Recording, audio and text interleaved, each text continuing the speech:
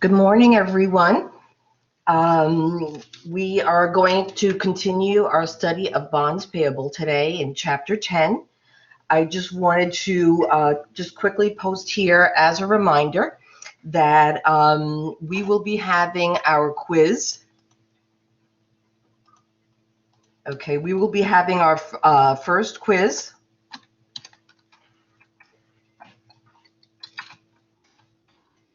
On Chapter 10, which is the current chapter we are doing. We're having the quiz on Chapter 10.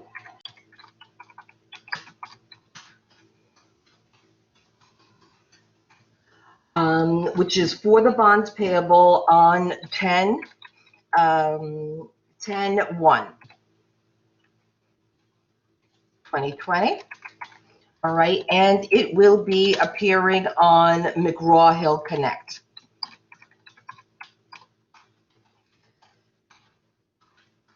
Okay, and it is going to basically be a 30-minute quiz.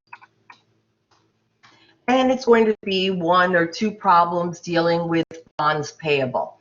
Okay, we've been going over this now for a while.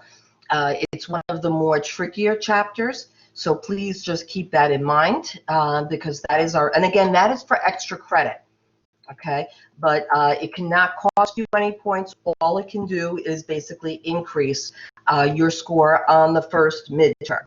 Okay, and our first midterm is going to be on 10/13.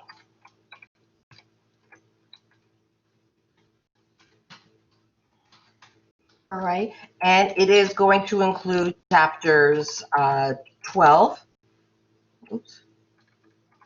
chapters 12, 7, 12, 10, and 7. Okay, just keep in mind though that it's only going to be for the pages that we covered. Okay, so it's going to be Nahid. It's going to be a 30-minute quiz, and it is going to begin. Our class starts at 10:05, so it'll start at begins at 10:10. How's that? I'll give you a couple of minutes just to make sure that you're all up and running.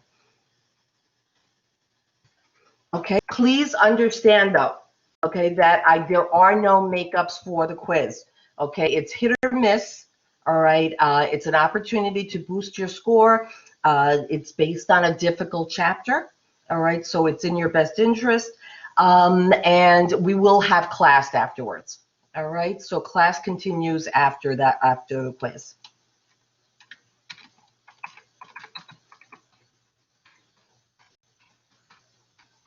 If you can do any of the exercises that we're talking about, you could do any of the examples that we're reviewing in class, you will understand and do well on the quiz and actually on the midterm for that chapter as well.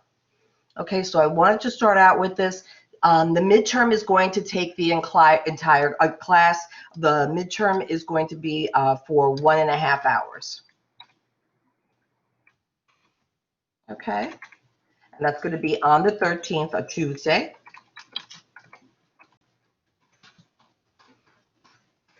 Okay, and same thing, just to be fair to everyone in the class, there's not going to be makeups for the midterm as well unless I get a doctor's note. Okay, so please, everyone, just plan on being there. You know, it's a difficult semester. We have a lot of, you know, we're doing it completely online. I know this is not what your expectations were, but you still have to learn. Okay, you still have to make that investment in yourself. All right, so please note all this information. I'll just stay here on this page just a little longer until everyone is here. Our Apple investment, okay, our Apple investment, again, for those of you who are tracking it with me, the market value of one share of Apple stock during our last class sold for $115.38. Okay, today. All right, there's been some turbulence in the market, a bit of a downturn. Our share of Apple stock, and remember, this is our share of Apple stock post-split. Okay, remember it was trading at somewhere in, I think what was it, the $500 range, and they had a 4-for-1 stock split a couple of weeks ago. So again, after the split, okay, the stock was selling at about $124 per share. There's been some turbulence. There's been some concern with the Federal Reserve and what they're doing with interest rates. So we're seeing a bit of a downturn in the overall stock market these last few days.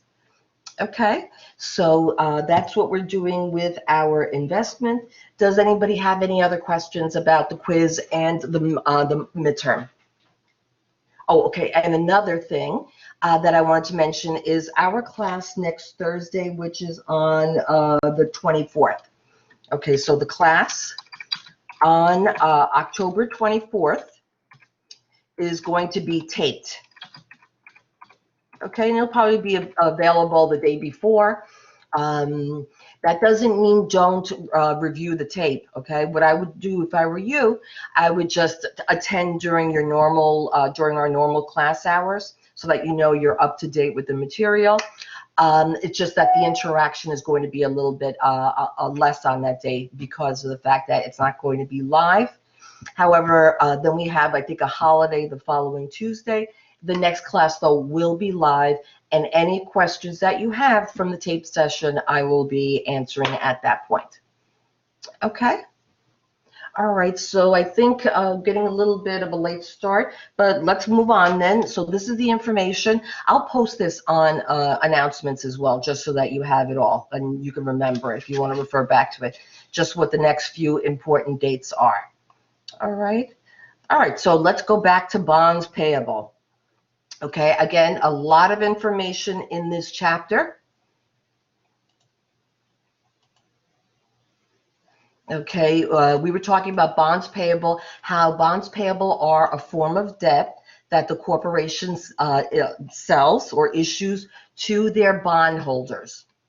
Okay, again, it's a different form of financing. If a corporation does not want to sell additional shares of stock, they always have the option to issue debt. All right. Now we know that basically bonds can be sold at 4 different values. Okay. We know that bonds can be sold. We had discussed this earlier in the chapter. Bonds can be sold at face value. Okay, and that we went over. That's what you hope for on an exam or a quiz. That's the easiest problem to deal with bonds. They can be sold at face value. They can be sold with accrued interest. Okay, if bonds are sold between interest payment days, you know that there can be accrued interest. Okay, and that's when the the bondholders prepay the amount of interest that has basically accrued since the last interest payment date. Okay, and then the corporation pays back the bondholders on the first interest payment date. They give that money back plus the full dividend. All right. The next, and we're actually going over this now, the next price that a bond could be sold at is bonds can be sold at a discount. Okay, and that's basically what we see here. Whenever you see that the corporation is selling the bonds at an amount that's less than the face value, that means those bonds were sold at a discount. Okay, and then finally, the last situation is bonds were sold at a premium. All right, and we're going to go over that in the future. And you'll see that once you understand how we handle bonds sold at a discount, when bonds are sold at a premium, it's just the flip side of it. Okay, but you have to keep clear in mind how you apply these situations. Okay, so whenever you see the words bonds payable, you're going to go through this checklist in your mind to see which of these issues applies. Okay, so here we're just going to go over again a little bit of a review for when bonds are issued at a discount. Remember, the principal is always the amount of the bonds payable. That is the amount that's recorded on the bonds in the bonds payable account on the date of issue. Okay, and then the issue price is always going to be the amount of cash received. All right. The 6% is the semi-annual interest payment. Remember, so whenever in your life you see interest percentages, remember that it's always an annualized rate. Okay, and then you're always going to be told what the interest payment dates are, which are always 6 months. There's always a 6 month difference between the two. Okay, and then of course, when the bond's issue date, for whatever the life of the bond is, either 20, 30, 40 years. Remember, it's usually for substantial periods of time. Okay, that's why you're issuing a bond, not just a note payable. Okay, and on this day, remember that the face value of the bonds is the amount that must be paid back, regardless of the amount that was received from the bondholders on the issue date. All right, so just some little bit of a review.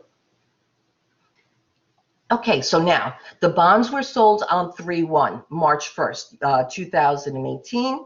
Again, whenever you do these type of problems, the best thing to do, just on the date of issue, always just credit bonds payable for the face amount, because that's the contractual amount, that's the liability on that day. Okay, now we were told that the bonds, the bondholders gave $970,000 in cash for those bonds. All right, so another way of saying it is those bonds were sold at 97 or 97% of their face value. Okay, and then remember very easily, the credits don't equal the debits, so you know that you're going to have to debit discount on bonds payable. Okay, and again, this discount on bonds payable is going to be a contra liability account. It's a little different from what we've dealt with earlier. And contra liability means that it reduces the amount of the outstanding liability.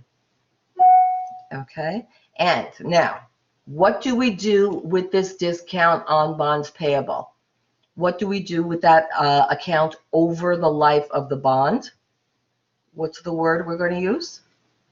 It's like depreciation, but it's for an intangible. Excellent, Christian. We're going to amortize it, okay? And that's the word you have to use. Excellent, Casey, when we're dealing with bonds, because it's an intangible asset. Okay, so we're going to amortize. Very good, guys. And we're going to amortize this, okay? What period of time are we going to amortize it over? Okay, we know that basically the amount of the discount is $30,000. Okay, because that's how much the difference was between the face value and the cash value. And we know that this bond has a 20-year life. Okay, and we know that for all bonds, there's always a semi-annual interest payment. Okay, so that means every 6 months, we are going to amortize the discount on bonds payable by $750. Okay, all right, and we're going to go through those journal entries in a moment, but this is just the concept behind it. Okay, and remember, since the discount on bonds payable, see how it has a debit balance when you establish it? That's because it really, remember, a discount on bonds payable increases the effective interest rate. A discount on bonds payable increases the effective interest rate. So the corporation's really not paying 6%, okay, on these bonds, the 6% interest. They're paying a greater amount, okay, because of the fact that they accepted less cash up front. All right. So typically when this happens, since the contract, the stated value or the contractual value for the interest rate is 6%. That is the stated rate. Okay. What do you think the market rate is? Is the market rate then on this day, since it's being sold at a discount, is the market rate of interest going to be higher or lower than 6% on this day? Higher. Excellent, Joshua. It's going to be higher. Okay. And now for our purposes, we're not going to figure out what the exact interest rate is. For those of you who are going to study accounting and finance in future semesters, that's when you're going to use the amortization tables For our purposes, you just have to know the market rate of interest is higher. That's why they had to be sold at a discount. Okay, you as bondholders were not going to pay the full $1 million for the bonds because the interest rate is too low. Okay, compared to bonds that are being sold by other corporations that are similarly situated in terms of risk, etc. Okay, very good. Now, if on the date, okay, that the bonds are sold, if a balance sheet, okay, because remember, bonds are debts, okay, for the corporation. So under long-time liabilities, if on the date that the bonds were sold, we prepared a balance sheet, we would see that the bonds payable always listed at the full face value, because that's the amount of the debt, the $1 million. Then you're going to subtract from that the discount on bonds payable, or the remaining discount on bonds payable, which here is the full $30,000. And that means that the carrying value of the bonds on this day are $970,000. Okay, now what happens to the carrying value of these bonds over time? The carrying value of the bonds are going to increase, right? Because on the maturity date, all right, on the maturity date, the carrying value of the bonds are going to equal $1 million. Okay, so what are we going to do with this bonds payable over time? What are we going to do to the discount on bonds payable? Remember, it had a debit balance when we initially recorded it. We're going to decrease, and by decreasing that discount on bonds payable, we're going to be crediting it, okay, and amortizing the discount on that bonds payable each and every interest payment date, okay, and the tricky part is on at each year end as well, when we have to accrue the interest. Okay. All right. So let's just let's go through this. All right. So again, when we amortize the discount, and that's what we're going to do, we're basically writing off to expense. Okay. We're writing off to expense the discount that was incurred on the date the bonds were sold. Okay, so what does that do? When we're amortizing the bond discount, we are going to increase. Okay, when we're amortizing the bond discount, we're increasing the interest expense. Okay, and for us, hint, hint, future question, what method do we use for amortizing bond discounts, and bond premiums? It will always be just the straight line methodology. Very good, Francisco. Just the straight line methodology, where we're going to do, very good, Kristen, an equal amount every 6-month period. Okay. All right, so let's try the first one again. All right, so I wish I could, let me make this smaller. I don't know if this, yeah. Can you all see the full slide now, the full journal entry, I hope? Okay, good. So now the first journal entry is on September 1st. Okay, because we sold the bonds on 3/1. Okay, so now on September 1st, 2018, we are going to record our first interest payment. Remember, when it's particularly when it's a discount or premium that the bonds were sold at, always just determine the cash amount being paid on that day first. Okay, now remember, when interest is paid on a bond, always you're going to use what the face value is, because that's the contractual amount. Okay, the basis for the contractual amount, and the stated interest rate. Okay, it doesn't matter that the effective rate is higher. When I issued these bonds, on the face of these bonds, it says the outstanding amount is $1 million, and the interest rate that that is attached to it is 6%. Okay, so we know each semi-annual interest payment period, the corporation has to pay $30,000 in interest. That's always the amount of cash that's credited, because that's the legal liability. Okay, now, all right, we know we have to amortize the discount. When you amortize the discount, okay, it is always going to be a credit. Remember, because the discount on bonds payable, when it was originally recorded, it was a debit. So whenever you amortize the bond discount, you have to do the opposite. You have to credit it because you're reducing it. All right. So here I'm crediting now the discount on bonds payable. Okay, those are my two credit entries on this day.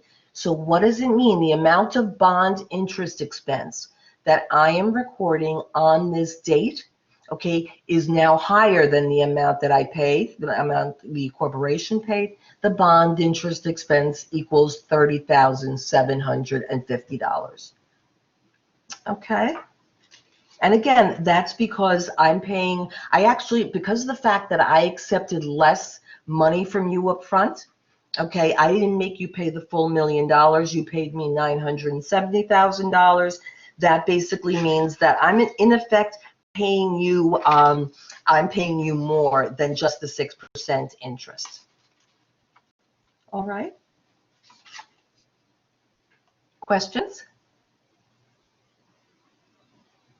All right. I have a question. Sure. Just so the amortization will be the discounts on bonds payable, or The amortization of the discount is going to increase the amount of the bond interest expense.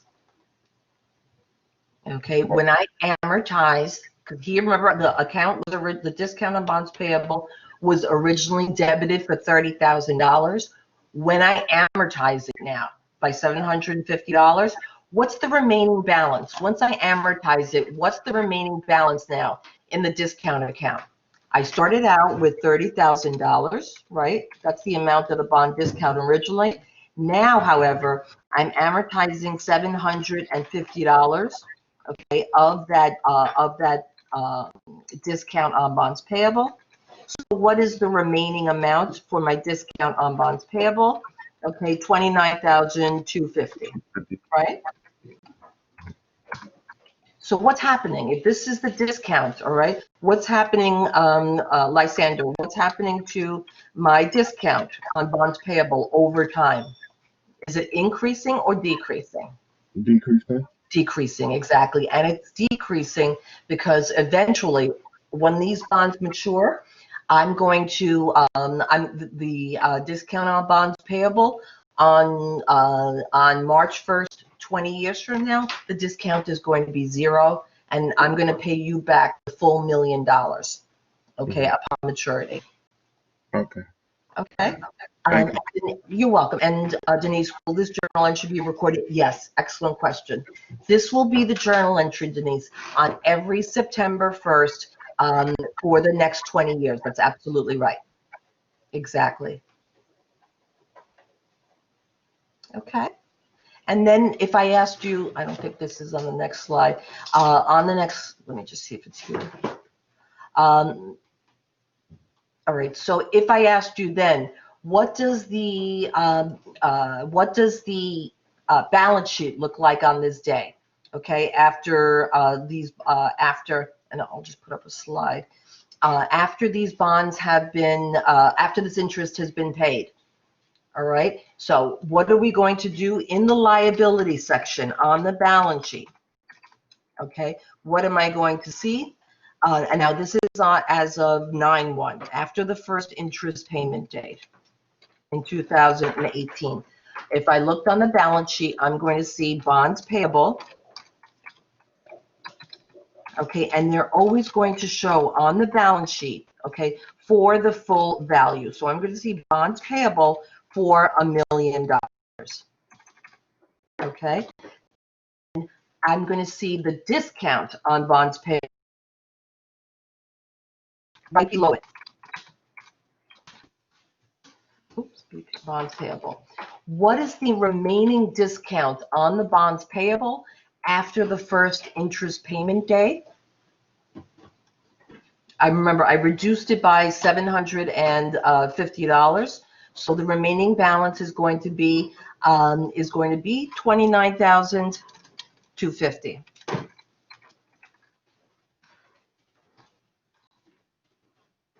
$29,250. Very good. Oops, $29,000. $29,250. Okay, so what is the net amount or the carrying value of the bonds payable? Okay, 900 and 900 and all right. So what would it be? It would be the $1 million. Okay, so it would be 971,750, 930,750. 930. I think 970. Right? Well, the original amount no. So it's 9. So 750. So it would be 9. Oh, it's going to increase. Okay, above 970. You're absolutely right. Thank you. I was thinking premium.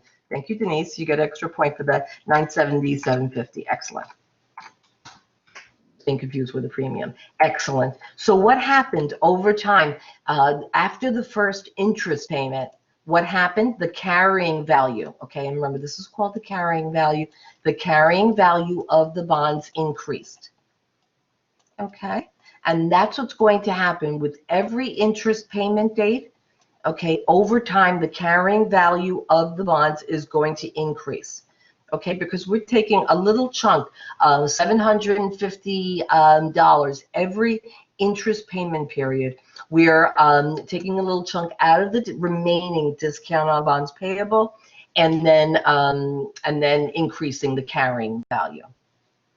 Okay, so those are some good pointers. Okay, just for calculations. I'm confused. You added the amount. No, so what I did here, okay, remember that the original amount of the discount was how much? The original amount of the discount was $30,000, right? So the $30,000 discount with that journal entry, remember it was reduced by $750, right? So what's the remaining discount? $29,250, okay? So as the discount on bonds payable decreases, what happens to the carrying value? As the discount decreases, what happens to the carrying value of the bonds? Exactly. It increases over time. That's exactly right. Okay, because it has to equal $1 million on the maturity date. It has to equal the full principal on the maturity date. Good? Jeffrey, good? Okay. Okay, that's great. That's okay. You learn from your mistakes. If it, yep, Lamai, yes, but don't go there. Okay, that's exactly what they do. Yes, but don't. Let's not even think about it. Nobody asked. It's good, a great question, Lamai, but we're not going to get there yet. We'll get there in a little while. I want you to be solid on the discounts first. Okay. All right. So let's continue then.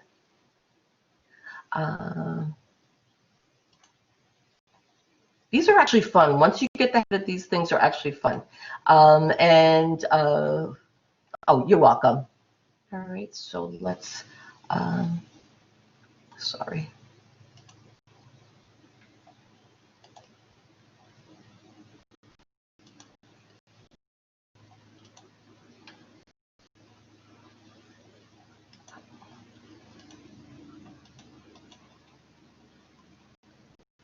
Sorry about this. It always brings me back to the beginning, which is a pain in the neck. It doesn't go back to where we left off.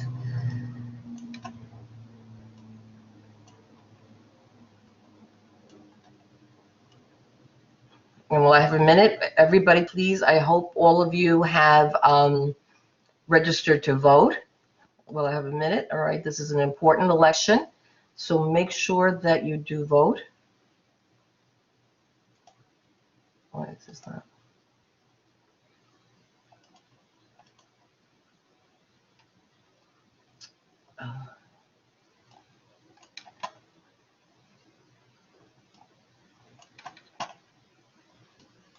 All right, so what is the next relevant day in the life of this bond going to be? All right, so we already saw the date of sale.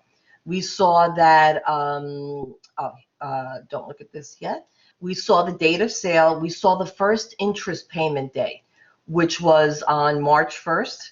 All right. Now, what is the next relevant day in the life of this bond? Okay. After September 1st. Okay. What day do we dread? Okay. Anyone? Oh, here. I'm sorry. Let me get your comments. What day are we? December 31st. Excellent. Joshua, very good. So December 31st, remember that is year end. We are on a calendar year basis. So December 31st is going to be a little different. All right. So we know, first of all, how many months have transpired between September 1st and December 31st. Remember, it's September 1st. So it's September, October, November, December. Okay. So we know 4 months have transpired.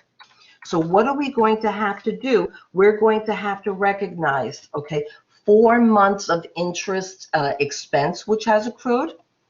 All right. So if I take the $1 million, I'll just do it here so everybody can see. How do I calculate the amount of bond interest payable? I'm going to take the $1 million. I'm going to multiply by the 6%, right? Because that's the annual interest rate. Okay. But I'm not going to pay for a full year of interest at this point. I'm only going to pay for the 4 months. So what I do here, I must multiply the amount of that annual interest payment by 4/12, and that's going to equal $20,000. Okay, or 1/3, same thing. If you want to simplify the fraction, yes. So the bondholder is going to, they're not going to pay it at this date on December 31st. What happens? The interest expense must be accrued. Okay, it's not paid. So what is the credit? Okay, what is the credit to? I'm going to credit bond interest payable for $20,000 on this day. Bond interest payable. Okay, because that's the amount of interest that has accrued. I have to recognize on my books and records the amount of interest expense. Okay, and now this is the tricky part. What else do we know? We also know that some discount has been amortized. Okay, now the amount of the semi-annual interest, okay, for every 6 months. Okay, and this is the tricky part. Every 6 months, we know that we have amortized $750 of discount, right? Every 6 months, the amount of discount that is amortized is $750. Okay, but have we gone a full 6 months now? Have we gone a full 6 months? No. Okay, so what amount am I going to then multiply the $750 by? In order to get the amount of it, that's the tricky part. Very good, Ying. Excellent. Not 4/12, and that's the trickiest part of this. Excellent catch. Okay, we're only going to multiply it by 4/6. And why is that? Remember that that $750 is already on a semi-annual basis. Okay, that $750 is for every 6-month period. So when I'm figuring out how much, when it's only 4 months that has transpired, when I'm figuring out how every 4 months, how much discount is going to be amortized over 4 months, it only equals $500 on this date.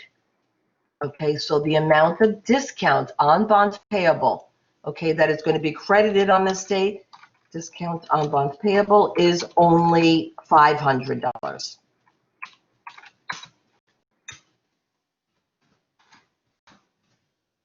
Okay, good. Okay, then what gets debited here? What gets debited?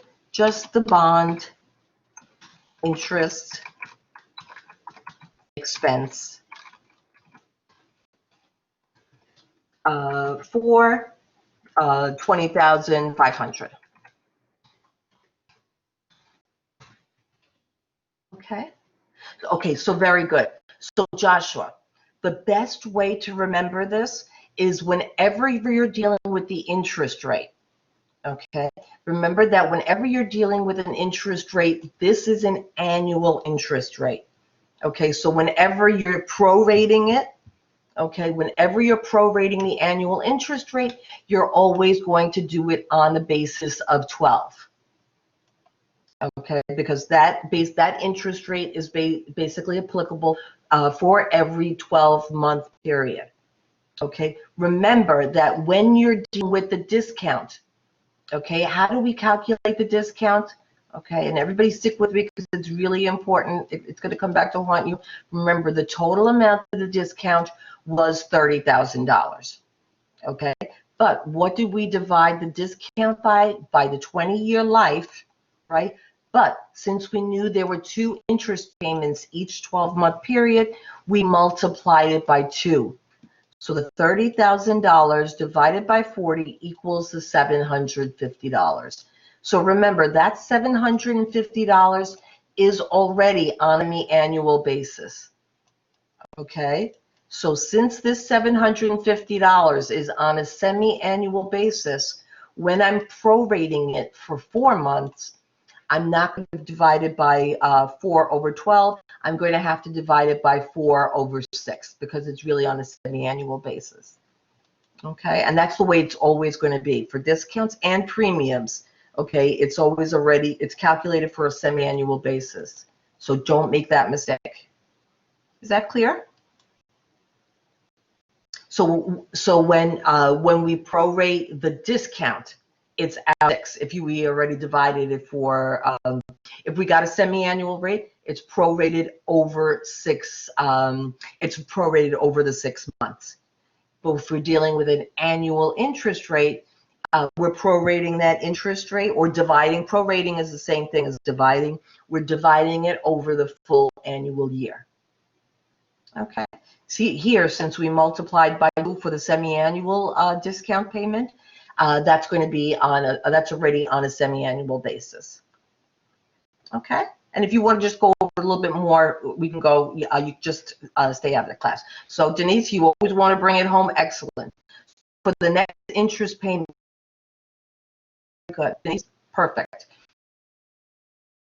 Interest payment, which is going to be on March 1st of 2019. That's exactly right. How much interest are we going to accrue on that day? Since 4 months has already been accrued here, we're only going to prorate 2 months of interest on the next journal entry.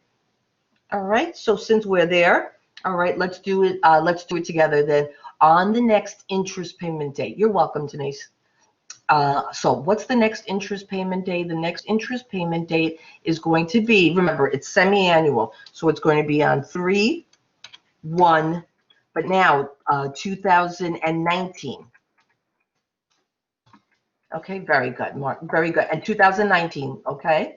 So what's the amount? All right, so let's figure out, and always use the same format. How much, all right, so we know here, we credited bond interest payable. On December 31st, we credited bond interest payable. So what do we know we have to do on the 31st?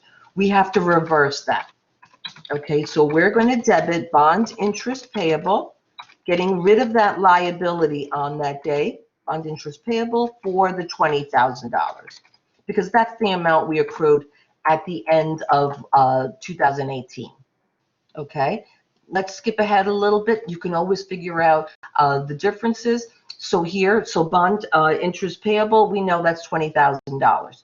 What is the amount of cash? Okay, remember, the amount of cash I'm going to pay you never changes. So how much cash am I going to pay you on every March 1st? You know that the corporation has to pay you $30,000 every March 1st.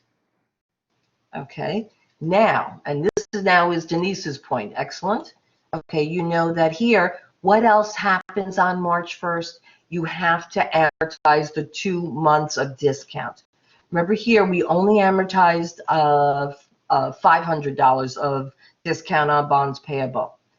The full amount for the 6 months is $750. We know that. So how much of the bond discount is going to be credited here?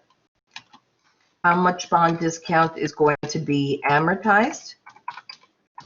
The amount of bond discount remaining is for this semi-annual interest payment day is going to be $250.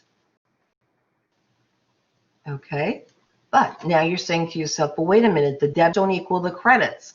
Okay, so what else do we have to do? And remember, for bond discounts, very good, Manpreet, 250. Very good. So here, what's the last thing we have to now journalize on March 1st, 2019? What account do we have to now record? We have to record something for this year from December 31st to March 1st for those 2 months.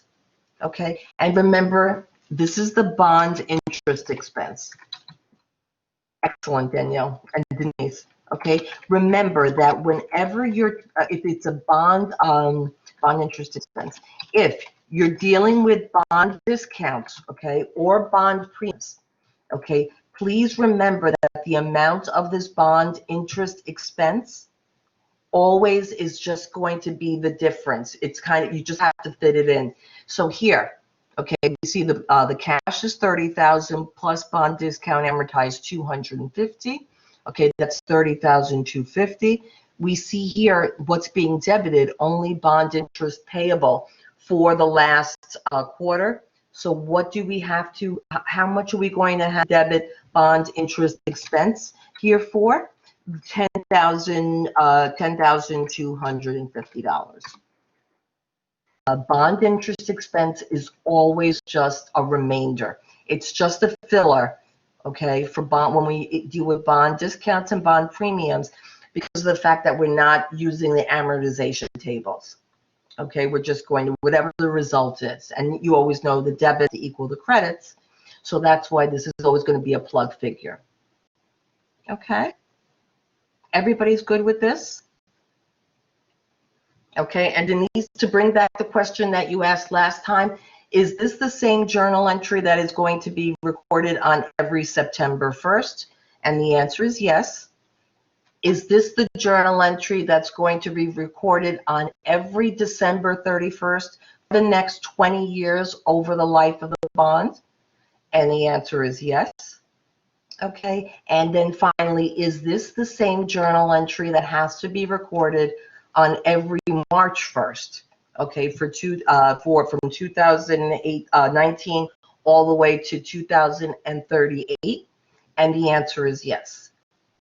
Okay, so this is exactly these 3 journal entries here. So Jason, all right, whenever we have bond situation where there's a bond discount or bond premium, I don't want you to overthink it. That 10,250 is always just the difference here between the credits, okay, the 30,250, and then minus the amount that you know you're reversing from December 31st, which is bond interest payable 250. This is always just going to be a plug figure. Okay, when you have discounts, and I know the first time you guys do it, you're going to say, oh my gosh, what's the formula? There is no formula. For us, it's always just going to be the remainder. In order to balance out that journal entry, that's what we're going to do. All right, so everybody please make sure you write down these 3 journal entries. Okay, so this will really help you through your studies or your homework. Okay, because we're not using the amortization tables. Again, that's why we're recording it this way. All right, so now, okay, I have to make this as difficult as possible on you. If I ask you, all right, how much interest, so these are the 3 journal entries for 2000, I'm sorry, for the 2 journal entries for journal entries regarding interest for 2018. If I ask you, in 2018, okay, this is the typical question, let's say on an exam. Okay, so what was the 2018 interest expense?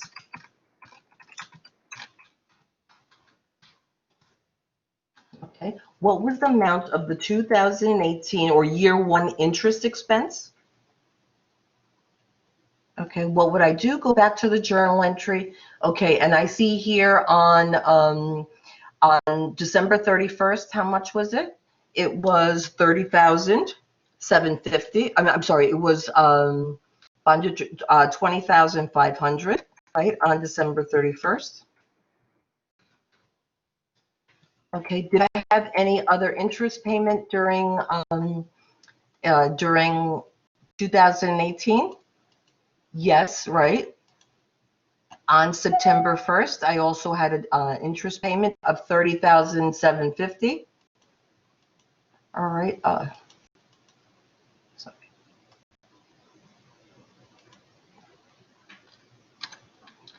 All right. So what was the amount of bond interest expense? Okay, in 2018, I'm going to take the $20,500, which I recorded here, right, on December 31st. And remember, on September 1st, I also debited bond interest expense for 30,750. Okay, so what was the total bond interest expense in 2018? 51,250.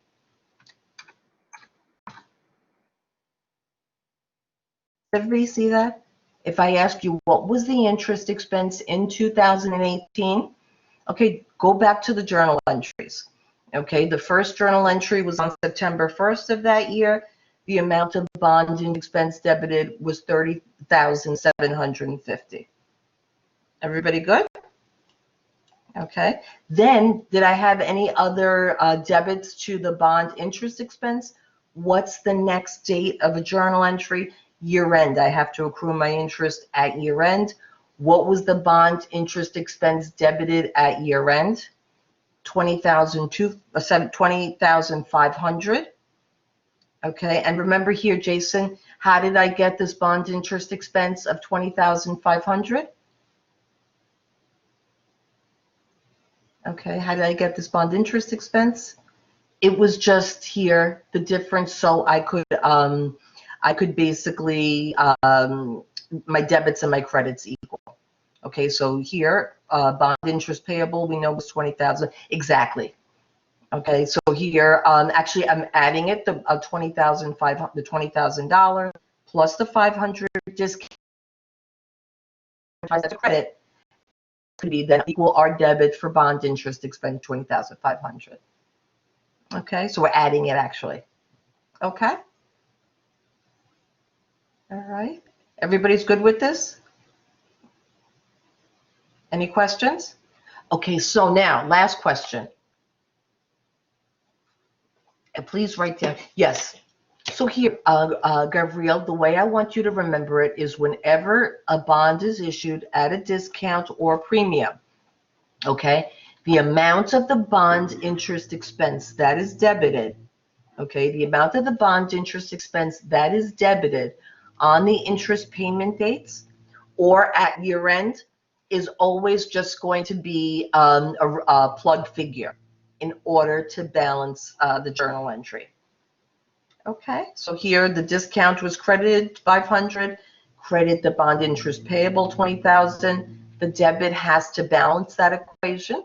So you know the bond interest expense has to be debited 20,250. It's a sum of these two amounts. Okay, same thing here. On September 1st, we amortized the discount for $750. We credited the cash for $30,000. What's the amount of bond interest expense? It's a plug figure. Okay, it's always just going to be the amount that basically balances this equation, which here would be $30,750. Okay. All right, and same thing here as of on March 1st of the following year. Okay, now, okay, one last question on the discount, and then we'll move on to premiums, which if you understand one half of it, you're going to understand the other. If I asked you what was the amount of cash that was paid in year one, Okay, so not bond interest expense. What was the amount of cash paid for interest in 2018 for interest expense? Excellent, guys, excellent. Remember, in a situation like this, just go back to the journal entries. Excellent, guys. It's just $30,000. Because remember, at year end, we accrued. Okay, we didn't pay any cash at year end. We just accrued bond interest payable. The only time that we actually paid cash for bond interest expense was on the first interest payment date, September 1st, which equaled $30,000. Excellent. Okay, so always just go back to the journal entry, and it'll be easy to answer. It'll be easy to answer any questions. So, Lysander, you couldn't count the last 3 months. No, it's actually last 4 months. Remember, because it's September 1st through December 31st. And the answer is here. When we recorded the journal entry on December 31st, Lysander, did we pay cash here on December 31st? Did we actually pay cash for interest expense? No, we only accrued interest expense for 4 months. Okay, so that's why the only cash paid here was on September 1st. And then Joshua, can you explain why it's not $50,000? Because here, is this $20,000 bond interest payable? Is that cash, Joshua? No. Okay, so that's why only cash. Okay, see, that's a moment. Okay, both of you. Okay, for Lysander and Joshua. Go back to the journal entry, okay? All right. So everybody's good? Again, I know it's complicated. That's why we're having a quiz on it. So you're all up to date. You're welcome. So that you're all up to date. You're welcome, guys, before we get to the midterm. All right. And I know Chapter 12 was a killer too. You can see, okay, here that Accounting 102 is very different from Accounting 101. Okay, Accounting 101 was really the basics. Accounting 102, you're getting slammed with all the details. Oscar, the quiz is going to be on, not posted on announcements too. Yes, it's not next Tuesday. It's going to be on 10/1, on October 1st. So that's 2 Tuesdays. Okay. The quiz is going to be on 10/1, which I believe is a Tuesday. I'm in November already. 10/1 is a Thursday, actually. So on 10/1, okay, yeah, it's a Thursday. So it's 2 weeks from now is the first quiz. And then the midterm is on October 13th. Okay, and remember the quiz is on McGraw-Hill, and the midterm is going to be on, the midterm will be on Blackboard. Okay, and I'll post it in the announcements just so everybody's up to date. All right, so if we're all good, I am now going to progress to bond premiums. That's the last price that a bond may be sold at. Bonds may be sold at a premium. Okay. Oh, and then before we even get there, what is the last journal entry? And this is always, an important question. May come back to haunt you guys. Cough, cough, okay? What is always the last journal entry? Exactly, Lysander, on the maturity date. Remember, you have to have the other journal entry. Okay, you have to accrue the, you have to make the interest payment for $30,000 on March 1st, 2038. Okay, but what's the last journal entry going to be? It's always going to be, I'm now the corporation paying you back the cash that you loaned me. So I'm going to debit the bonds payable, reducing that reliability on that day, and then I'm going to credit the cash, giving you back your cash. Remember, it's always for the full face value. Doesn't matter if I sold it at a premium, at a discount, or with accrued interest. Okay, you're going to get back the face value of those bonds on that day, upon maturity. Okay, that would be a question also. So I'm giving out a lot of hints. Okay, all right. So now we're leaving. This is the last issue we have to deal with for bonds payable. And this is when bonds are issued at a premium. Okay, so if I tell you the bonds are issued, okay, bonds are issued at a premium, That means whenever you see that the bonds are basically issued or sold at a price above 100, so it would be, let's say, for 101, or the bonds are sold for 103, whatever it may be, it's above 100%. It's above the face value of those bonds. So it said that those bonds were issued at a premium. Okay, so that means, okay, that the bondholders paid the corporation more, okay, than the face value of the bonds. Paid more than the face value of the bonds. Okay, now question, why would you be willing to pay me more than the face value of the bonds? Okay, we're going to go back to that same interest rate issue. That means the stated rate of the interest, okay, exactly. Okay, the stated rate of interest is 6%. Okay, however, on the date of sale, on the date that these bonds were sold, okay, the market rate of interest was below 6%.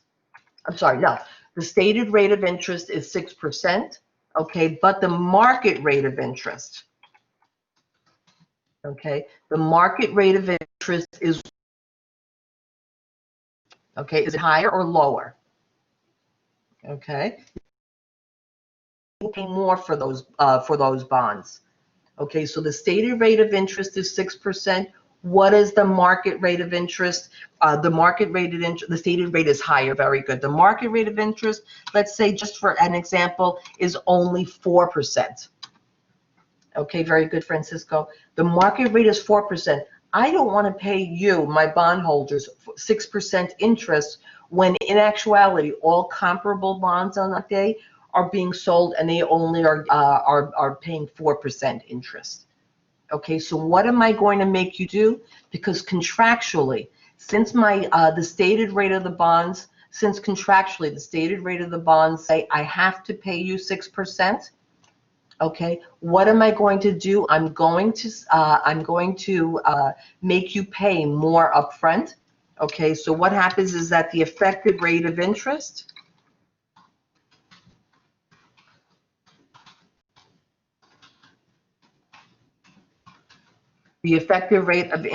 is actually lower.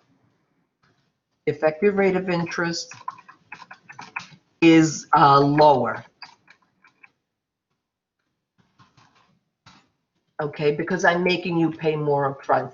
The stated rate is too high, but that's my contractual rate. I want to lower it, so I'm going to actually make you pay me more upfront. Okay, so let's go on. Let's show you what happens here. So these bonds are issued at a premium. So what happens? The borrower, okay, when you get repaid 20 years from now, you're going to get back less than the amount that you paid for the bonds. Okay, the premium represents a reduction, okay, in the overall cost of borrowing. The stated rate is 6%. I really only want to pay you 4%. That's the market rate. So what am I going to do? I'm going to make you pay me an additional $30,000, okay, upfront. All right. So this is the reverse. The bonds are sold at a premium. I'm selling them to you at a premium. So on March 1st, 2018, what is that journal entry? Okay, so here, let's use a real example. On March 1st, 2018, Wells sells $1 million of 6% bonds. Again, so these are the contractual amounts payable to an underwriter. Remember, because I sell it to an underwriter first, the corporation doesn't want to be responsible for monitoring the bonds, for monitoring the payment to the public. So here you're told that they were sold at a price of 103, meaning the bonds were sold at 103% of their face value. Okay, so on March 1st, how much cash are you paying me? You're going to take the $1 million face times 103, 1.03. Okay, because it's a percentage, 103% Okay, remember, okay, that whenever you're doing the journal entry on the date of issue, the amount that always gets credited to the bonds payable is always the face value of the bonds, because that's how much I have to pay you. That's how much I have to pay my bondholders back 20 years from now. So bonds payable is always credited for the face value, regardless of if they're sold at a premium, discount, or with accrued interest. Okay, get that journal entry out of the way. What else do you know on this day? You can always back into a journal entry. Write down what you do know. Okay, how much cash did the corporation, remember, I'm selling them to you, okay, my bondholders. How much cash did I receive on this day? $1,030,000. All right, because the bonds were sold at 103. So what's the difference between the face value of the bonds and the amount of cash I received? The $30,000. Remember that premiums reduce the amount of bond interest expense. So the premiums on the date of sale, the premium is always going to be credited, okay, for the $30,000. Okay, everybody good with this? Always back in, you can always like figure out what, always write down what you do know, and then you can figure out what you're not quite sure of. You know the face amount of the bonds, that's what gets credited to bonds payable. You know the amount of cash received, $1 million times 1.03. So therefore, then you know also you can figure out the amount of the bond premium. Okay. It does. It takes a lot of practice, and we're going to go over the notes here, and then we're going to go over the homeworks, and it will be clear at that point. I promise you. Okay. So Joshua, sorry, you're going to be my first victim. What's the date of the next journal entry? Okay. This was on 3/1 because that's the date of sale. What's the first journal entry going to be? What's the next journal entry date going to be for these bonds? 9/1. Okay, very good. So always write down what you do know. Okay, so on 9/1, what is that journal entry? Okay, you know on 9/1, okay, basically we're going to credit the cash account. You know what I'm going to do? Maybe if I can reduce, let me see if this works. Oh, I can't reduce the font any more than this. All right, so I'm just going to go to a blank screen, okay, just so we can work this out because there's no more slides for this. All right, so here we know that the next relevant date in the life of this bond is on 9/1, 2018. All right, and what is 9/1, 2018? That's the first interest payment date. All right, so we know, all right, we know we're going to have to debit the bond interest expense. But remember, whenever we are recording the amount of the bond interest expense, we know that's always going to be a plug figure. All right, so let's write down what we do know. What is the amount of cash that the corporation has to pay, okay, every semi-annual interest payment period? We're going to take the $1 million, right, which is the face value, all right, and then we are going to multiply by what? Times the 6%, all right, times the 6%, all right, and then what do we have to multiply that by? How much cash? Oops. Sorry, let me just get back to, yes, so we're going to multiply exactly that 8%. We are going to multiply it times, I'm sorry, so what happened here? Let's see if I can erase that. All right, so just ignore this. I'm going to scratch this out, okay? So to figure out the amount of cash, what am I going to do? Oh, I just have to, I was going to erase the whole board. I can't erase just a piece of it. So on this day, to figure out the amount of cash, I'm going to take the $1 million, which is the face value of the bonds, times the 6%. 6%. All right, and then very good, Oscar, Kristen, I'm going to multiply, did I do it again? I'm going to multiply this by 1/2 or by 6/12. 1/2. Very good, or 6/12. And how much is that going to give me? $30,000. All right, and that's just the same thing as with the premium. That's the stated rate, okay? That's the amount of cash that I have to pay my bondholders, $30,000. Okay, but what else do I have to do on this day? I know that there is a premium, okay, of $30,000 that I received when I sold these bonds. Okay, so what am I going to multiply this premium by to figure out how much I'm going to amortize? I'm going to take the $30,000, okay, and I'm going to multiply it by what to figure out the amount of the premium? How much premium has amortized? $30,000, okay? And remember, what am I going to do? I'm going to divide the amount of the premium, just like I did before, over the life of this bond. Very good, Shuling. Life of the bond times 2. Okay, because there's 2 interest payments. So for every 6-month period, what is the amount of premium that I have to amortize? $750. Okay, but now remember, when I'm amortizing a premium, is it going to be a debit or a credit? Remember, when we first recorded the amount of the premium, what was it? It was a credit, right? So when I'm reducing, excellent guys, when I'm reducing the amount of the premium, I have to debit it. So here, I'm going to debit my bond discount. I'm sorry, bond premium. Now we're dealing with premiums. My bond premium is going to be debited for $750. Okay, so what is the amount of my bond interest expense for this month?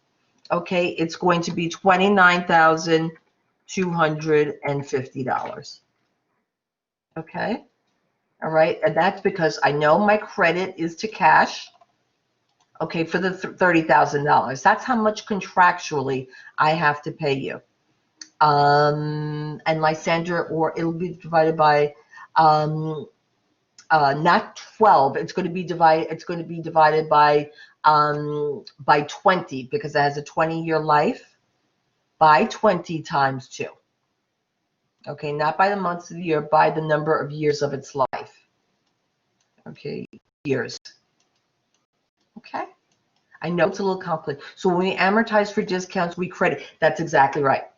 Okay, so bring it home, Denise. You're good for circling back. So when we amortize for discounts, we're always going to credit the discount, because, again, originally the discount was debited. Excellent. And when we and when we amortize a premium, since originally we credited the premium, when we're amortizing a premium, we're always going to debit it. That's exactly right. And that's what we see happening here. We're debiting the premium. Okay.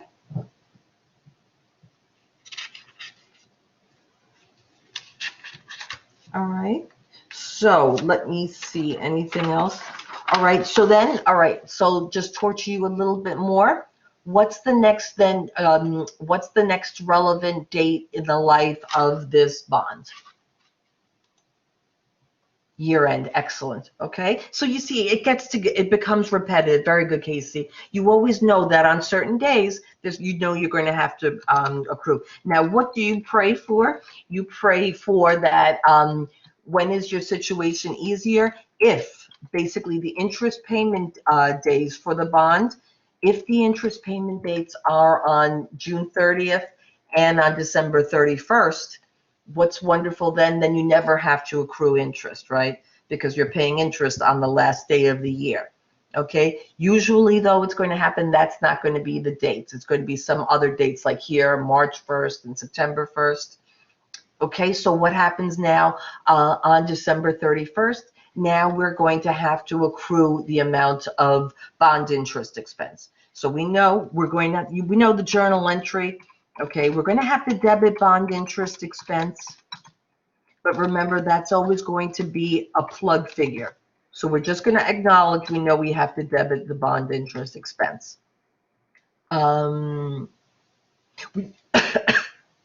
Okay, so Joshua, when do I have to accrue interest and, I'm sorry, when do I have to accrue bond interest expense? I'm going to have to accrue bond interest expense at year end. Yes, Lysander.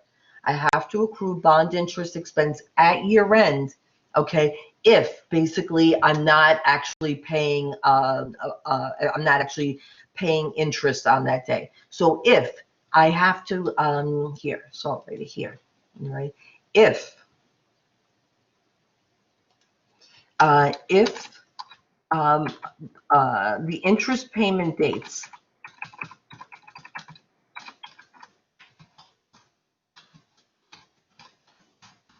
for a bond falls on 6/30, 6/30, and 12/31 each year. Okay, so that's the interest payment days on 6/30 and 12/31. Okay, if that's when bond interest is going to be paid, interest expense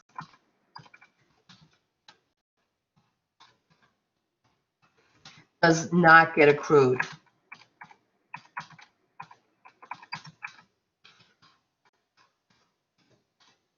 Okay, and why? Because basically at year end, if I'm following a calendar year basis, I'm actually paying interest on that day. So if I'm paying the $30,000 cash, as in this example, on December 31st, I never have to accrue it. I just write bond interest expense, and then if there's no bond discount or premium, then I just credit cash on those days. It's here when my my bond interest payment days are not semi-annual on 6/30 and 12/31. Okay, and that's what we've been doing actually. So Lysander here, we're going to go over now the bond. Here the situation is when bonds are issued at a premium. Okay, so we're going back, we're accruing now. So bonds are issued at a premium. And in this situation, when are the bond interest payment days? On March 1st and on September 1st. Okay, so what happens now on December 31st? I know I have to accrue the amount of bond interest expense because it's not an interest payment date on December 31st. All right, so what am I going to have to do? I have to record my bond interest expense. All right, but what am I going to do first? I have to figure out how much of my bond interest expense is going to be accrued. I know I have to accrue interest for how many months? Bond interest expense. I have to accrue my bond interest for 4 months. Okay, so my bond interest expense is going to be credited for $20,000. Okay, so Josh, so typically, always, the accrual is going to happen at year end. That's exactly right. So the accrual is always going to happen at year end. Okay, because I have to recognize the amount of expense that has accrued. Just once, yes. Okay, because the other 2 times that I'm going to have anything to do, I have to adjust my my bond interest is going to be on the interest payment dates. Okay, so remember the 4 dates in the life of a bond. Okay, first one is what? Date of issue.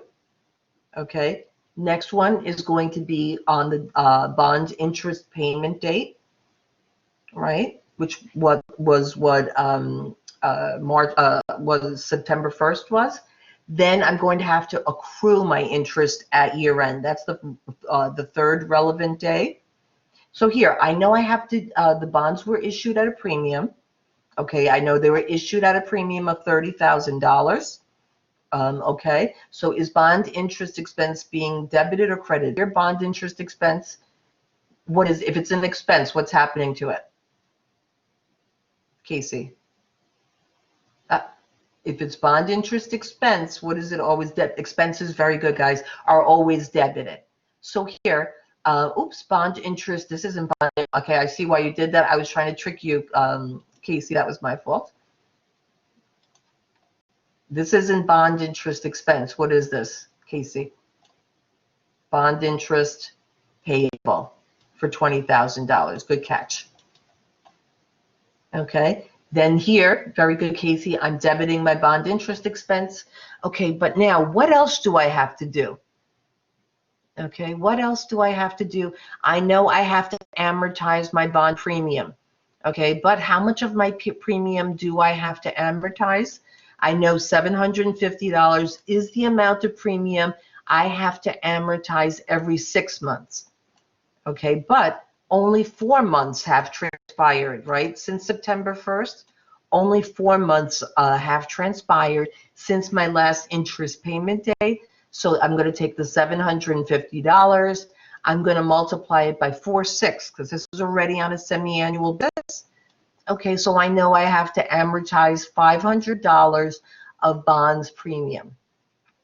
Okay, I know when I originally recorded my bond premium, right, what was the balance in that account? It was a credit balance. So when I'm amortizing my bond premium, what do I have to do? I have to debit my bond premium. All right, so here I'm debiting my bond premium. Okay, for the $500. All right. All right, so if I'm debiting my bond premium for $500, let's bring it home, guys. What is the amount of my bond interest expense on this day? What's the amount that gets debited to bond interest expense? Lysander, very good. $19,500. Okay, and Casey, remember, I'm crediting my bond interest expense for $20,000. I'm debiting my bond premium for $500. So how much? Remember, these are the two debits: bond premium and bond interest expense. How much am I going to debit my bond interest expense for? $19,500. That's okay. And why is that? Why does that make sense? Because remember, what does a bond premium do, Casey?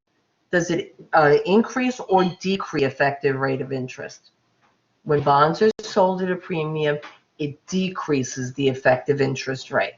And that makes sense. It makes sense then that the bond interest expense is going to be lower. Very good, Lamine. Okay, so it makes sense. All right.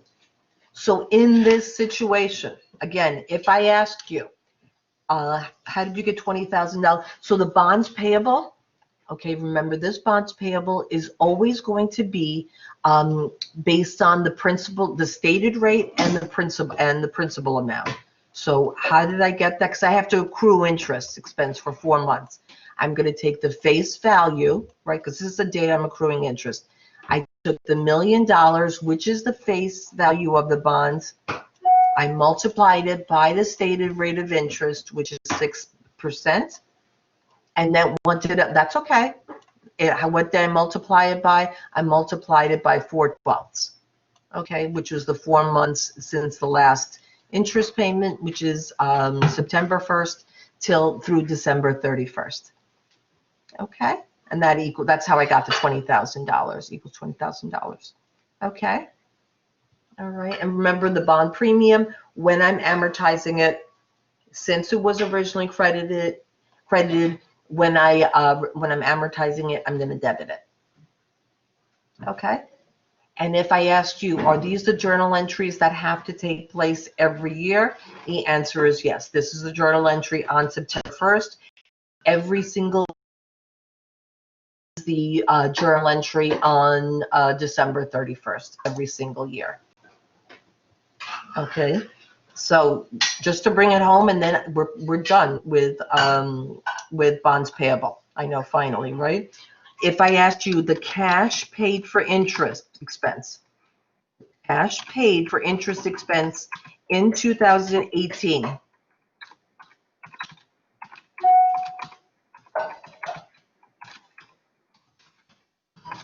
Okay, the cash paid for interest expense, let's bring it home, guys, in 2018.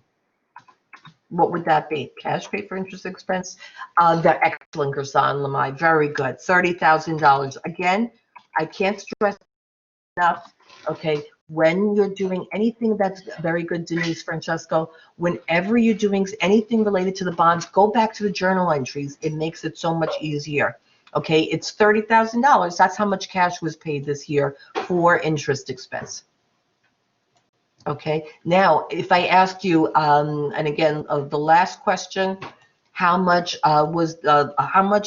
interest expense was accrued? Oops, how much interest expense was accrued in 2018?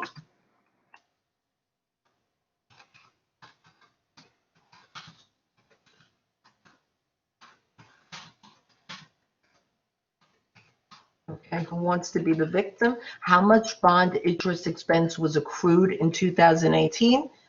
What do I look here? I see here, oops, the 29,250. And what do I, no, 29,000, no, how much interest expense? That was how much of the discount? The 29,250 plus what? 29,250, right, on 9/1.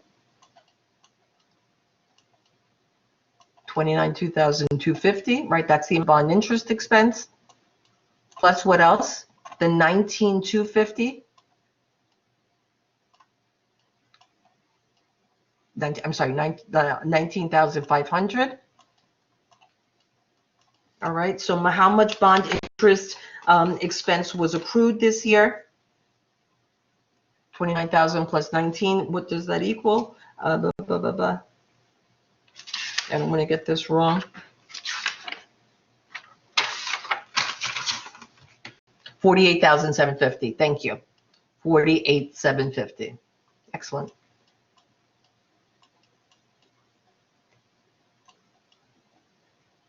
Okay, very good, Shuyi. Does everybody understand that? Because how much interest expense did I record on 9/1? I recorded 29,250. How much interest expense did I record on December 31st? 19,500. So what was my total interest expense in 2018? How much did I accrue? Add those two amounts together, and it equals 48,750. Is that good? Yes? Okay, very good. That's it, guys. That is it for bonds payable. That was some chapter, huh? All right. So now you know everything about bonds payable. Okay? Remember, you go through the checklist in your mind. The most important thing to start with is, were these bonds sold at face value? Was there accrued interest on it? Was it sold at a discount, or were they sold at a premium? Okay, then you're going to remember the four interest payment dates, or the four dates basically in the life of a dividend.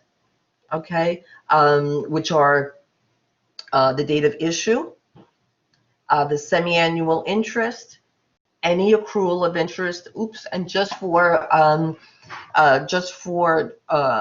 to be complete, what is the last journal entry in the life of this bond? First, I'm going to accrue my interest, right, on 3/1/2038. Okay, so it's going to be the same journal entry here as of 9/1. I'm going to accrue my interest as of 3/31. I'm sorry, as of 3/1. 3/1/2038. What is the last journal entry that is going to be made on the maturity date? What am I going to debit? I'm going to debit bonds payable. I'm now going to eliminate my outstanding debt. Okay, and then what gets credited? Cash, because I'm paying you back the amount that I borrowed. And again, typically, if a corporation is growing, what a corporation can decide to do, it's going to pay back the amount of debt that it had outstanding for the 20 years. And then what else happens? It's going to refinance. Okay, if they need cash, paying the whole thing, yes. And that's always our situation, Lamai. Whenever we deal with bonds payable, the assumption is on the maturity, we're never going to have installments. Okay, we're always going to pay back the full face value of the bonds on the maturity date. Okay, never installments. So pretend we're keeping it simple. This is complicated enough. Okay. All right, we have some time still, so let's go over the homework. And we're going to go over the homework carefully. All right. And it's just going to solidify your understanding, okay?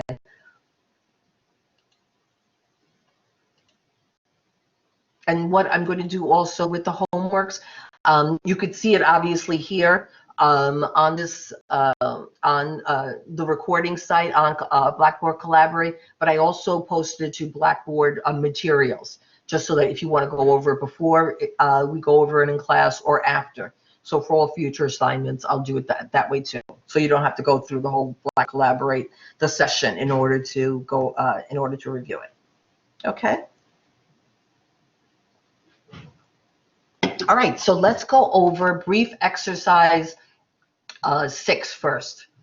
Okay, and I want you to think about this as we're going through it, right? Write your notes on these pages as well as we review it. Okay, so here, briefly explain the income tax advantage of raising capital by issuing bonds, okay, in place of selling capital stock. Okay, now the first thing you are going to remember is that, remember, when a corporation issues debt, when it issues bonds payable, the interest on that debt is tax deductible. Okay, remember, dividends are never tax deductible. Dividends are paid directly out of retained earnings. Okay, so here, again, the tax advantage is that the interest expense is deductible. Okay, so the after-tax borrowing is always going to be less, okay, because what happens is that you get a tax deduction for the amount of the interest expense, and that's going to reduce the amount of your taxable income, so therefore the amount of taxes that you're going to pay, income taxes, the corporation pays is going to be lower as well. Okay, so that's the theory behind it. And again, for you future financiers, this is what you're going to be looking at. Okay, so let's do a real example with numbers here, looking at the after-tax effect of borrowing, and this is question 10.7. Okay, so here, Seattle Boat Company pays federal income taxes, and you'll always have to be told what the tax rate is. Here, it's 35% on taxable income. Compute the company's after-tax cost of borrowing on a 5%. $5 million bond issue. Okay, now again, it's simpler than you think, all right, and here it asks you to express it as an after-tax percentage. All right, so figure out how much cash they're paying, okay? On an annual basis, the amount of the debt is $5 million. That's the principal, okay? It has a stated rate of interest of 5%. That's the amount of interest that must be paid annually. Okay, so that equals $250,000. But realize that since they're at a tax rate of 35%, that $250,000 is deductible from taxable income. Okay, so it reduces your taxable income, so the amount of your tax savings that you get, the $250,000 times the 35%, you get a tax savings of $87,500. Okay, so what does that mean? The true after-tax cost of borrowing is not $250,000 because you got a tax benefit. The after-tax cost of borrowing is $162,500. It's less. So here, to figure out what the effective interest rate is, I'm going to take the after-tax cost of $162,500, and I'm going to divide it by the principal amount, the $5 million. So what is the after-tax cost of borrowing, or the effective rate of borrowing, really? Not 5%, okay, only 3.25%. All right. So again, that lowers the effective rate of borrowing. When you issue bonds with a stated interest rate, you're not really paying, the corporation's not really paying 5%. The after-tax cost of borrowing is only 3.25%. All right. So again, that's the advantage of issuing bonds. You get an after-tax benefit. If you're issuing stock, um, you know that it is not, the dividends are not tax deductible. Okay. Okay, Lamaya, I'm sorry, so paying the face value on that day upon maturity. Why are we not dividing? Oh, because here we're looking at the annual cost of borrowing. Here we're just looking at the total annual cost of borrowing because we pay taxes also on an annual basis. Okay, so when you're figuring out the effective rate of borrowing, you're always going to use the annual the annual interest rate times the BOLT. Okay, good. All right. What is one? Okay, so here, let me ask you a question. If I ask you theoretically, what is the negative part of issuing bonds payable instead of stock? A positive thing when we're issuing bonds is the fact that the interest is tax deductible. What's the positive effect of issuing stock instead of bonds? What do we have to do with bonds payable? Okay, what happens if bonds payable? What's the downside of issuing bonds payable? You have to pay them back. Excellent, Casey.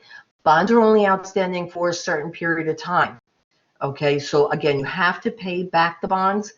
Another negative consequence of issuing bonds is that interest must be paid semi-annually. Okay, you can't accrue interest like you accrue dividends. On an annual basis, a corporation has to pay that 5%. Okay, otherwise they're at risk of being insolvent. Okay, so again, bonds have to be paid back, and also interest must be paid semi-annually.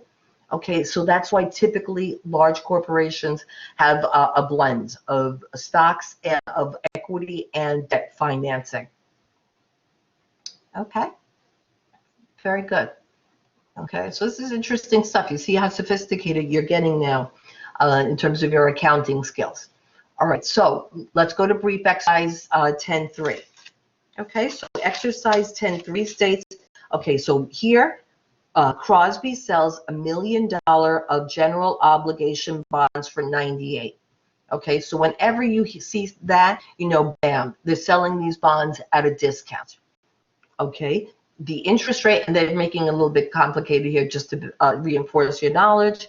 The interest rate is paid quarterly, okay, not semi-annually. Again, for us, it's typically quarterly. I mean, typically semi-annually. Here, but here it's paid quarterly, and it's 6%. Remember, the 6% is always the annual amount. It's just that we're dividing it up a little differently here.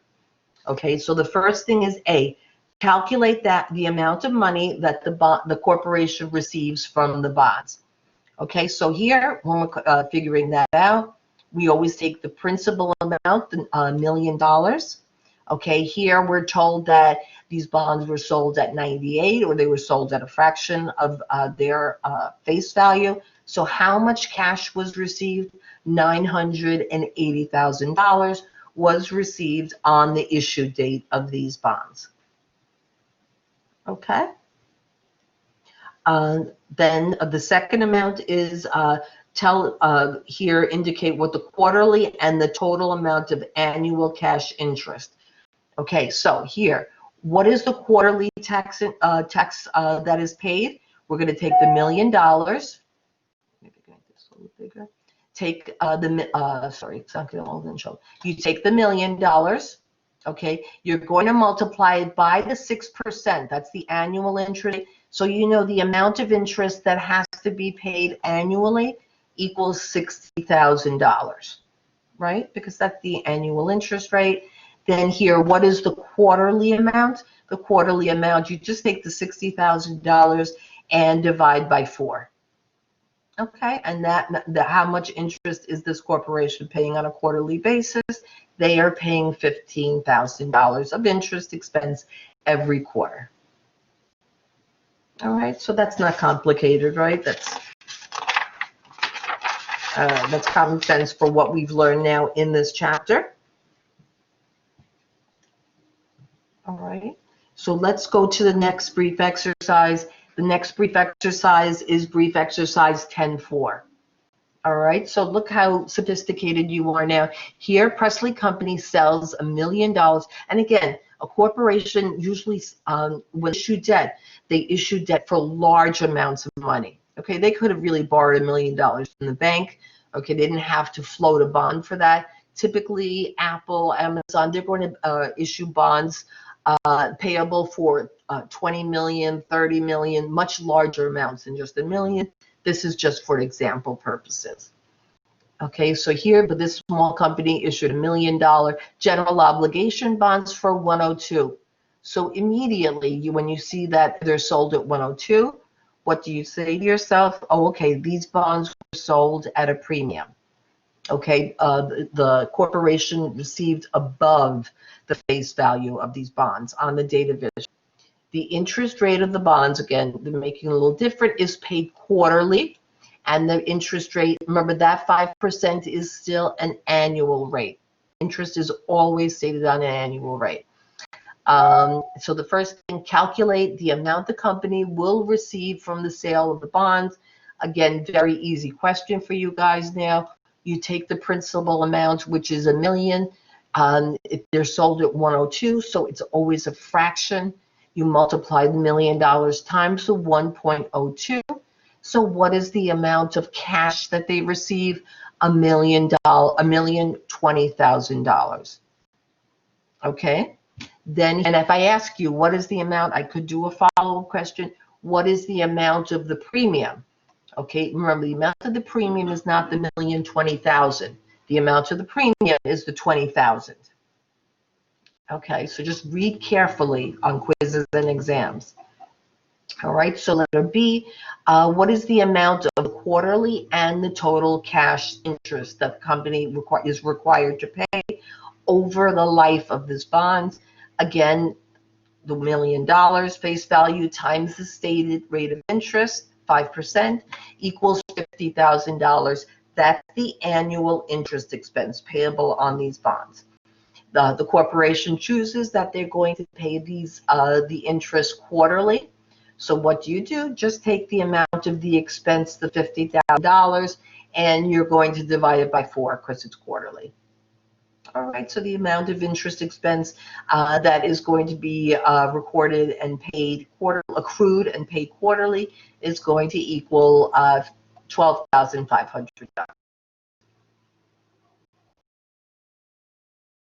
Okay, any questions? All right, you know what? Let me just see if we can get through this problem.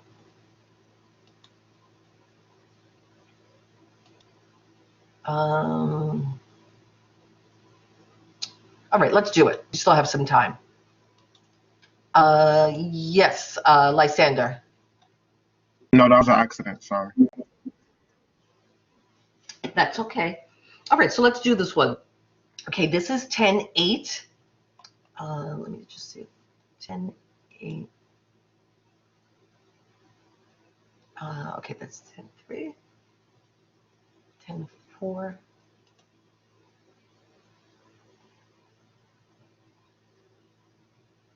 Okay, so here, 10-8. All right, so the information is on March 31st, Gardner Corporation received authorization to issue $50,000 worth of debt. Okay, the bonds pay interest on March 31st. Okay, but the bonds were not issued until April 30th, 2018. So they weren't paid, and they weren't issued until a month after an interest payment date, and they were issued at face value. All right, so what value, immediately, what comes to mind when you see a problem like this? Okay, what price were these bonds sold at? They're paid at face. So does that mean they received $1 million or $50,000? $50,000? Anybody else? That's the face value. So don't get tricked here. It says here they were issued at face value. Okay, so Christian, very good. But what's the issue that happens here? Okay, not 50,000, because what's the issue that happens here?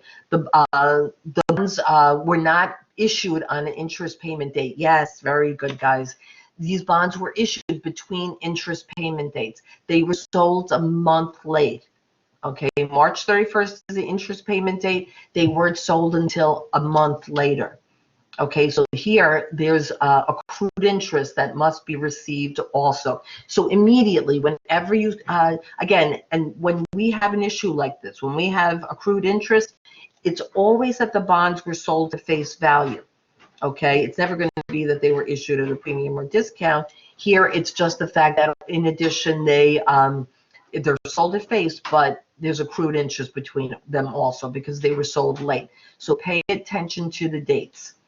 Okay, so the first journal entry here on April 30th, which is a month after the interest payment date, to record the sale of the bonds. So what's the journal entry on the date of sale? Okay, so here, what are we going to do? We're going to take the $50,000 face value times the 9%. Okay, and then what are we going to do? We're going to take that 9% and then we're going to multiply it by what? By 1/12. Okay, so it's $50,000 times 9% times 1/12. Okay, because why? Because the 1 month of interest, okay, and 1 month of interest, all right, accrued on those bonds. So you have to pay me more than the face value of those bonds. Okay, and again, when in doubt, you know what you're going to do? Always go to the amount that's going to be credited for bonds payable. Okay, you know the bonds payable on the date of issue is always credited for the face value or $50 million, $50,000. This is a small bond payable, bond floated. All right, then I'm going to take the $50,000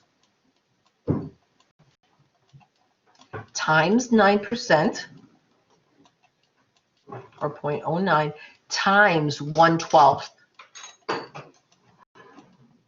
Okay, that's the extra money that you have to pay me because I don't want to pay you when the next interest payment date is, which is on September 30th. I don't want to pay you only for 5 months of interest that I owe you. Okay, I want to pay for the full 6 every time I pay you dividends. So what am I going to do? Since I bonds 1 month late, I'm going to charge you, in addition to the face value of the bonds, I'm going to charge you the $375 that has accrued in interest. So on the next interest payment date, which is on September 30th, I'm going to pay you the full 6 months. Okay, but all right, so you back into it. Here, I know bonds payable is $50,000. That's the face value. Here, though, that $375 that you give me, okay, for prepaying the interest, that's not revenue to me, okay? That's going to be bond interest payable. That's actually a liability to the corporation because you're paying me for something ahead of time. I haven't actually earned it. It's because of the fact that I sold these bonds a month late, okay? That's why that interest that you prepay, that's going to be a liability to me. All right, so you figure out these two amounts, and then what does that equal? That equals the amount of cash that you're going to pay me, which is the $50,375. Okay? All right, so this is the second situation. Okay, there was accrued interest on these bonds. The way you figure it out is that the bonds were sold on April 30th. Okay, and the interest payment date is on March 31st. Yes. Brian. Brian, did you have a question? Okay, so let's do letter B. All right, letter B states prepare the journal entry at September 30th. So again, here, the interest payment date is at the end of September. All right. So how many months of interest have accrued? Now, since I sold the bond, how many months of interest have accrued? Okay. It's going to be May, June, July, August, September. Very good, Josh. 5 months. Okay. So how do I figure out the amount of interest that I have to pay you? Okay. The amount of this bond interest expense. Okay. How did I get that? I took the $1 million. I'll just abbreviate here. I took the $1 million. I multiplied it by the stated rate of interest, which is 9%. Okay, 9% interest times 5/12. That's how much interest I actually owe you. Okay, the $1 million times 9% times 5/12, and that equals $1,870. Okay, so that's how much I'm going to debit here to my bond interest expense. Okay, but what else happened? I know that you prepaid me. Remember that 1 month of interest expense that you prepaid me? I'm now going to give it back to you. And it's just a formality. You know, it's just a formality. I make you, since I sold the bonds late, I make you pay me for the amount of interest that has accrued, okay, since the last interest payment date. Okay, so here now I've paid you, my expense includes 5 months of interest. Okay, but again, you prepaid me for 1 month of interest when I sold these bonds late. So the amount that you prepaid me on the next interest payment date, I'm just giving it back to you. Okay, so I credited bond interest payable here. When I'm reversing it in the on the next interest payment, I'm going to debit bond interest payable here. And what is the amount of cash that I'm going to credit? I'm going to credit $2,250. Okay, and actually, if I did the semi-annual calculation, this 2,250, okay, what is that going to equal? If that's going to equal the $1 million, okay, times the rate of interest here, which is 9%, okay, times what? Times 1/2, or times 6/12. All right, the amount of interest that I would have to pay in all future interest payment days is going to equal 1,125.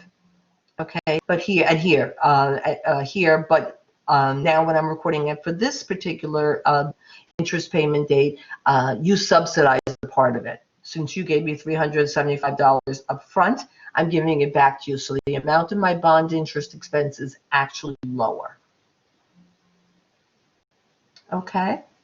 So here, when's the next semi-annual interest payment date? The next semi-annual interest payment date is on, in here, letter C. Prepare the adjusting entry to record bond interest expense accrued since December 31st. Okay, so since December 31st, what am I going to do? Oh, I'm sorry, this is 1875. Semi-annual interest, I'm sorry, is 1875. $1,875.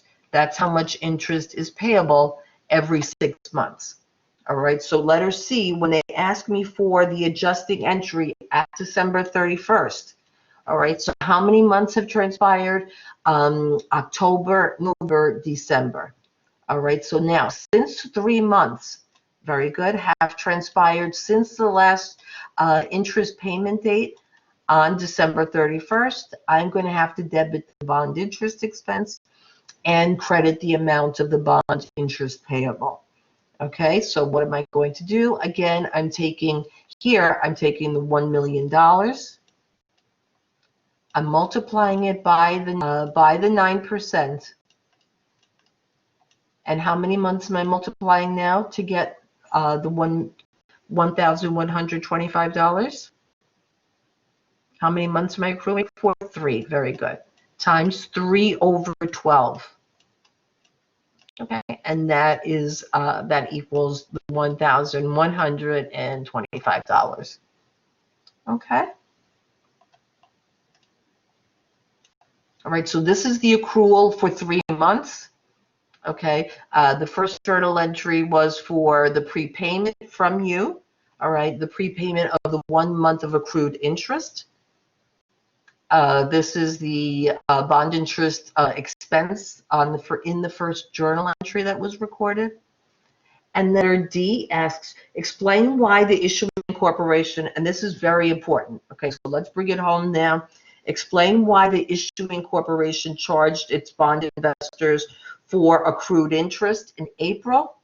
Okay, and here, letter D, the practice, okay, allows the corporation, okay, the reason I made you pay for 1 month of interest up front, since I sold the bond late, that basically then facilitates that every time I pay semi-annual interest, I'm always going to pay for 6 months of interest to you. Okay, so in this exercise, Gardner collected 1 month of interest on the date of issue. Okay, so that when I was able to make that first interest payment on September 30th, I was able to pay you for the full 6 months, even though it was really only outstanding for 5 months. All right, but that 1 month of interest was not revenue to me. In fact, it was a liability. All right. All right. So we're going to conclude the class now. We're going to continue with this, with the next problem, which is exercise 10.8 and 10.9 we still have. Okay. So in the next class, and then we're going to start chapter 7 on Tuesday. Okay. So please make sure that you're welcome, guys. You worked hard. I know this is a tough chapter. Please review these homeworks. I posted this homework. You're welcome. I posted this on in-course materials. Okay, so please make sure you read this and you become familiar with it. All right. Have a wonderful weekend, guys. Stay healthy, stay happy, wash your hands, bring your accounting books. Okay, and I will see you on Tuesday. Have a good day, guys. Thank you. Have a good weekend. Keep up the good work.